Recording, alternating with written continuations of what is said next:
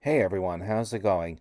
So it's 10:30 a.m. on the East Coast of the United States, and the Pokemon anime airs at 4:45 a.m. When it's the that corresponding time, in the United States. So basically, what I'm getting at is, sorry, I literally woke up just a half hour ago, still running on 3 hours of sleep, so garbled mess here, more than usual. So what I'm getting at is 6 hours ago.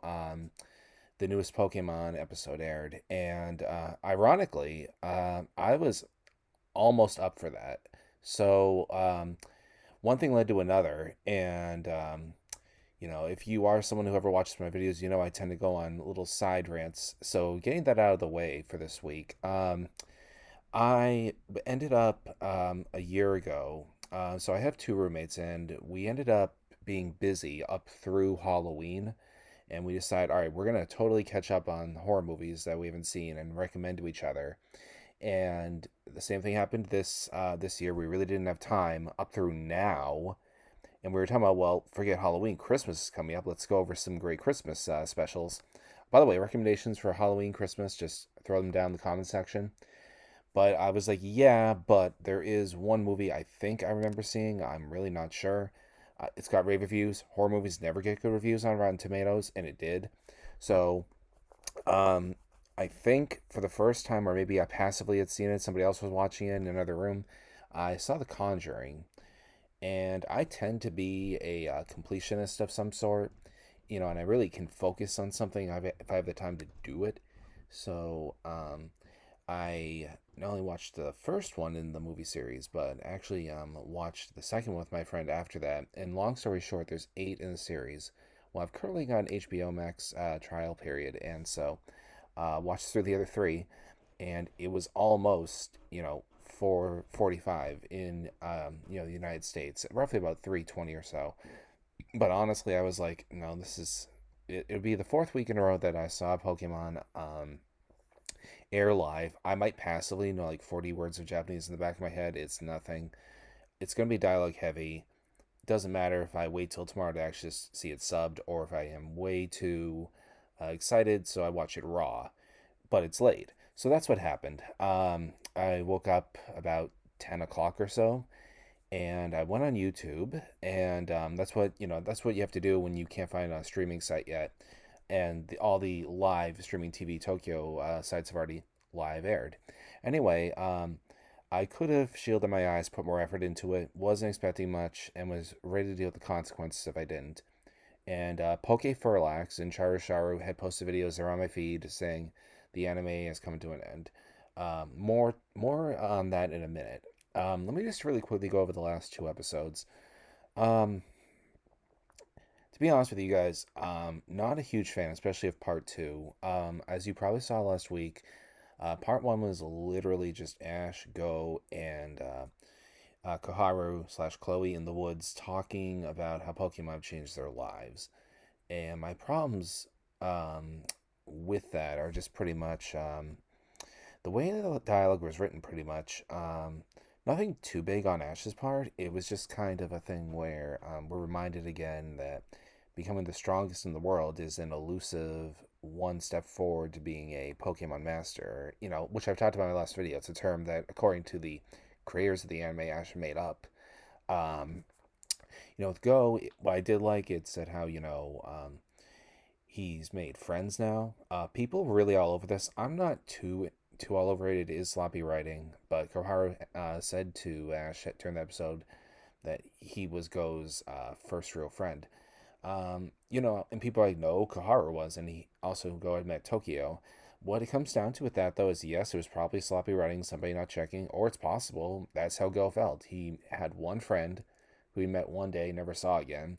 And yeah, maybe Koharu was a friend, but really a close friend who constantly hung out with him. We see she has other normal social friends, up through the beginning of the series. So people, I think, read too much into it just to rag on it. And with Koharu, it was pretty much she can appreciate Pokemon now that she's traveled with Eevee. So it's taken a whole series to get an idea of what she likes to do. Well, how she feels, not what she likes to do. Um, that's pretty much it. They camp and catch up. Go decides he's going to travel without Ash. Finds out Ash is going to beat him to the punch. He runs off because Ash is the first real friend he's ever had. He's kind of thinking, how can you not value our friendship that much? And people ragging on that too. It's like, oh, that's so mature. He was going to say the same thing. Guys, these are 10-year-olds, and it was hard enough for him to even work up to that. He knows he needs to go on his own journey to become even more stronger. Because I guess Project Mew is a never-ending thing. He wants to prove that he's worthy enough to see Mew again, which is silly, honestly, you guys. If they establish it's never going to be an issue where Go catches Mew, they dropped that line. I don't know why there's going to indefinitely have the same Go that he technically already achieved, but then altered, say no, not quite, and then not even saying what that alteration is. I mean, is this an endless loop? Get stronger to prove he's strong enough for Mew to peer perform? They don't really answer that. Anyway, so Ash and Go run into Lugia. I know in the Pokemon anime they have made clear there's more than one Pokemon of a legendary species drop a name, but they see Lugia again, which is kind of underwhelming, honestly, if you've been watching the series for years. The legendaries are a dime a dozen, but it's probably definitely the same Lugia they saw at the beginning of the series, which is nice. So they battle it, and then we get into this week's episode. And this week's episode did tease something about the trio at Rocket headquarters, which can always be exciting. I'll actually save that for last as far as going over this episode. But last but not least, as far as anything not related to that for this episode, Ash and Go battle Lugia. And I honestly wasn't a huge fan of this. Go pretty much had defeated Zapdos in battle and almost caught it. I know Lugia is more powerful, but with Ash being the strongest trainer in the world and Go being someone who's good at battling too, he can take down legendaries. In a team battle, I knew it would be a struggle, but they don't weaken it enough to catch it. Go doesn't catch it. It just feels like a waste because what was happening was Lugia was surveying their friendship and how strong they've become.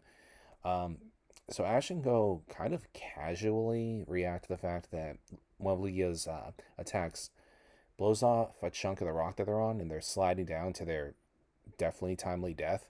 And they call back their Pokemon, but they're not screaming and panicking. So Lugia comes down and saves them. Again, it feels almost condescending. Anyway, so it was a waste of a time, honestly. It's supposed to be nice, but they just show a bunch of it shows Lugia bring the boys through different parts of the Pokemon world, seeing different Pokemon. We've seen this as movie openings a lot, or just panoramic views for beginning and ends of other series. It didn't really wow me the way it should. Um, then after that, they really drew this one out more than any other departure. I think even with Misty and Brock, as far as time goes, and they're talking in the last episode about we're leaving, we're leaving. Anyway, so Ash and Go talk about how they're gonna be departing from each other now. They find a crossroad. It turns out to be the same crossroad that they are going to, so Kanto. And then they go 1, 2, 3. 1 points this way, 1 points the other. Ash is going back to Palatown, even though the Rares just had him there. So it's weird to have two send-off episodes, kind of. By the way, before they leave, the Labs throws them a nice little send-off. So Koharu's parents, Oak is there, and Delia's there. Go's parents, that was nice. All the lab Pokemon that are Go's are there. So that was nice too, because they do have some development, as I've brought before. And anyway, the boys split off, and that's pretty much the episode. Now, as far as the Rocket stuff goes, they always do this at the end of each series where the Rockets are report to headquarters. Sometimes it's more exciting than other times. This time it was not that exciting. I've got to see the proper subtitles first, but it looks like they did something that's worked since the end of Sinnoh, which is lied about their success. So what have they been up to this whole time they've been out in the last equivalent of our time, 3 years in our time? What have they been up to since the end of Alola? Because I'm not going to say where have they been in Galar, because no, they've been all over the place. They tell Giovanni, at least according to the bad subtitles, well, at the Pokemon World Championship, we found some kind of Pokemon. It's really powerful, and we're on the way. We're about to get it for you. And for some reason, Giovanni believes it. It becomes more farcical, and it's almost like he's the fantasy boss instead of an actual intelligent threat. When they pulled this at the end of Sinnoh, if you guys don't remember, they told Giovanni that they had single-handedly taken down Team Galactic. They were there for it, and I think did a little bit, but nothing really. Rinse repeat, they took down the regional bosses, Team Plasma and Unova, and they helped Giovanni when he was very physically hurt by Meloetta. So they were in his good books for a while. Rinse repeat the same thing about taking down the regional boss in Kalos. I forget what the lie is they told him about Alola. Um, I generally don't remember, but it becomes unbelievable after a certain point. It's like, okay, you're really taking down these regional bosses, but you can never even show up with a single Pokemon besides Togepi and Yanma. The one time they successfully sent in their Pokemon to him. Come on, it's not believable. Um, and so he just is like, okay. So off they go, and they fail to capture Pikachu. No surprise. And that's that. Now, I had a gut feeling this might be like the end of the era for Ash and Go, and therefore the Rocket Trios and the Team Rocket organization. So I was very underwhelmed by that. With this being what felt like the finale, it was kind of underwhelming just seeing Ash's parent or parent figure with Oak, and Go and Koharu's parents there when it feels like it might be the end. So that's it for the two episodes. Honestly, the worst send offs in the franchise, to be honest with you. To be fair, next week looks like kind of a part three, but it's not really considered part of Journey, so I'll get to that right now. So, as you guys probably know, I don't think I'm ever the first source to go to. I think people just like to hear me rant. If you haven't heard, there are three major things going on in the anime, so this was the end for Journeys. So, what now? Before I go into it real quick, as I brought up in the past, there was a leaker who came around last spring who was always accurate about predictions. He was definitely getting leaks, he or she, and two other buddies associated with them were doing the same thing, and it looked like they were always accurate until we saw, and I brought up like a few times where it looks like they might have revised a few things, but nothing really showing these guys were wrong. One thing they said that didn't seem to be coming true that was very bold was the anime would be going till March with, I think people were saying 17 bonus episodes, but there will be 11, not counting what I'm about to bring up. And it would have Ash and Pikachu in it, and they would kind of fade out going into the next series. And then unsubstantiated things that people threw into it were Koharu would be getting badges, I believe it was. Go would be, I think they said he'd be doing, I don't think we knew about the bases yet from the new games, but he'd be doing, I guess what people thought would be the base journey, and then Ash would be doing some terraforming, and kind of be like, but the big thing was the new character would be that, and Ash would be a teacher at the academy, which again I said in my last video I really couldn't imagine, and those were kind of unsubstantiated claims made that on top of the stuff that was coming from the source that was always accurate, if you're following me. So no news up till yesterday. You couldn't find anything about beyond what aired today. So finally, what we're getting at here is after today's episode, one of the announcements was next week there's going to be a special episode where Ash runs into this boy who has a special message for Ash, and it shows them getting into antics. Team Rocket's there too for whatever, and that's all we really know about it. It's got beautiful animation, some of the best we've ever seen, maybe if not the best we've ever seen. It hasn't been great animation since the end of Kalos and beginning in Alola. Anyway, so not much to say about it yet, but people have already speculated that, oh, is this Ash's father? Is this Ash's son? Because they'll be doing something with time travel. People need to get over that. This isn't a coming of age story. If we ever see something about father Ash Ketchum or something about Ash's dad, which they wrapped up with the Coco movies, which the writers show how they feel about it. Ash passed away, brought up he has a dad. His dad's proud of him. That's it. The writers don't care. His dad was never meant to be this big reveal. In the games, you have a mom. So the original games, the canon games, and you don't have a dad. That's what they based it off of. That simple. You're not supposed to think about it. It's not some big mystery. And so people are already jumping into that. Guys, that's not going to be it. Okay, I feel bold enough to say I know that won't be it. That's not what they're going for. They're going to go for the idea of Ash being a trainer who's been around for a while, and he's mentoring a new one, or just going on a casual journey with them for this one episode. That's all this is. So don't get too hung up on this, guys. So anyway, after that, beginning in January, there's going to be an 11 episode series, if you will, mini series at least, And what happens with that is you have Ash and Pikachu running into Misty and Brock. Um, and this was confirmed, the end of Ash and Pikachu's journey. I have good and bad feelings about it. Let me get the bad out of the way. Very tired of Misty and Brock. I I can only hope he runs into his other traveling companions during this. If that happens, I don't terribly mind them traveling with him. In the poster, it seems like they are definitely like traveling with him. Um, I don't get it. Misty's goal was always elusive, and they settled on, well, she's just a very good gym leader. Yes, she could have her sisters watch the gym, but it just feels like once his friends have reached their goals, having them just casually journey around is annoying. And then Brock, I mean, it's all over the place. Sometimes he's at the pewter gym being a gym leader, even though his brother Flint is in charge of that. Supposedly, he's starting to become a doctor. We saw him in the doctor attire during his cameo in the championship. But here he is traveling. Not to say he can't take a break. Don't get me wrong, guys. By the way, I dump on them a lot. I don't hate Misty and Brock. They were good characters, but they both wore out their welcome. They were both very stale by Johto. Very stale. And that was just by Johto. So I know there's a nostalgia thing. I don't really think they're catering to people who were watching way back in the day. Why would they? They never have. Um, and I don't know what little kids are saying, oh, yeah, those guys from 25 years ago. I mean, it's weird.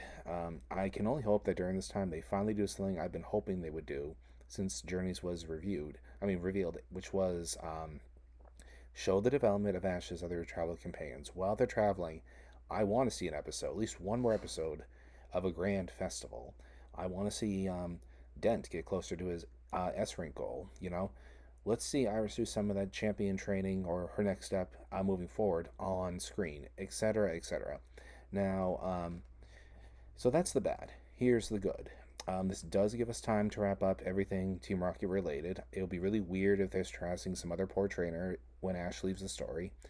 That could be very exciting and epic with the organization, at least. In the poster, we see all of Ash's past Pokemon, including the ones that have been released. That doesn't mean anything, by the way.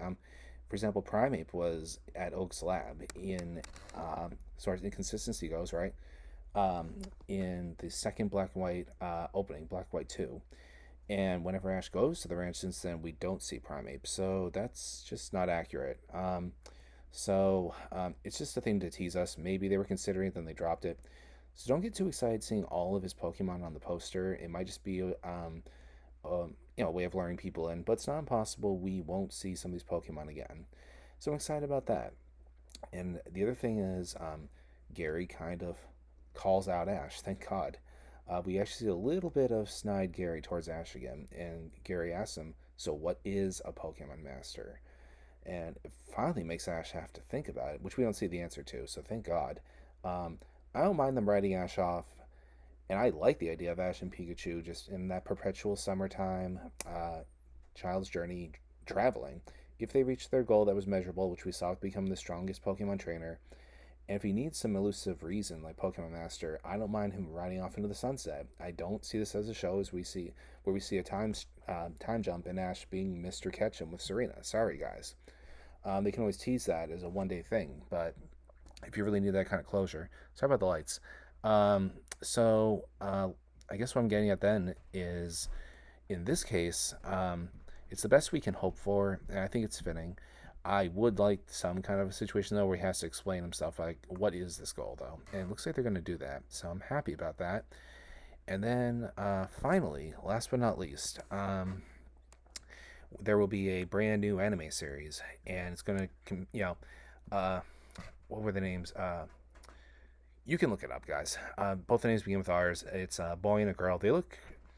They definitely look like 10-year-olds compared to Ash. If you look at it, it looks exciting. So that's that.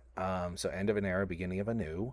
Um, I'll be watching all the way through this stuff and sharing my opinions.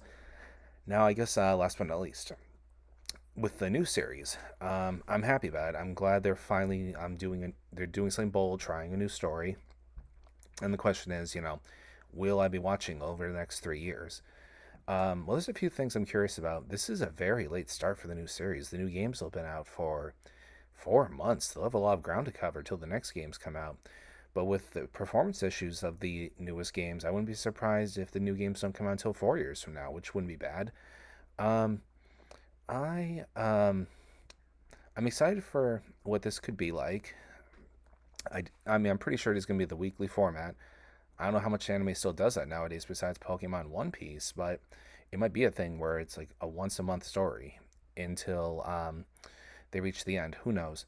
But I guess something I have to say about that is this. I don't really know if I'm going to be following it. I'll watch the first few episodes. Um, it might be a thing where once a year, when I have like a day off or something, I just binge a whole year's worth, or let the whole thing go by. And if I'm really enjoying it, just binge it.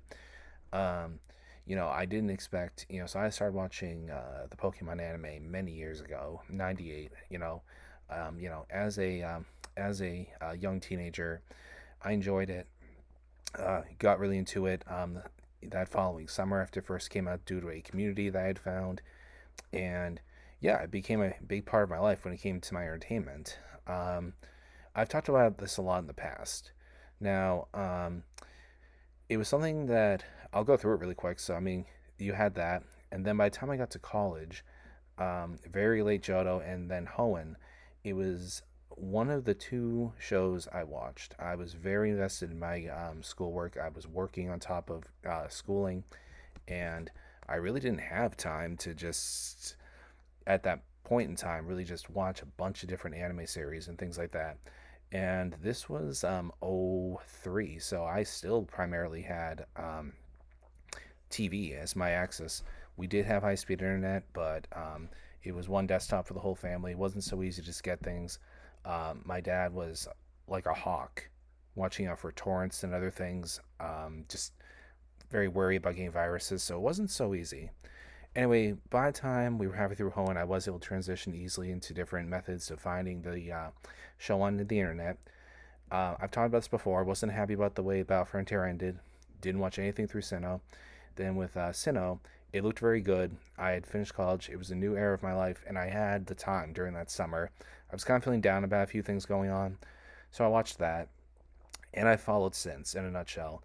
I brought this up in other videos. Every time there was a new series, there was something going on in my life, whether it was good or happy, that I was like, this 20 minutes of my time each week isn't a lot, and I'm enjoying watching this. It gets my mind off things, or I'm really just enjoying the story.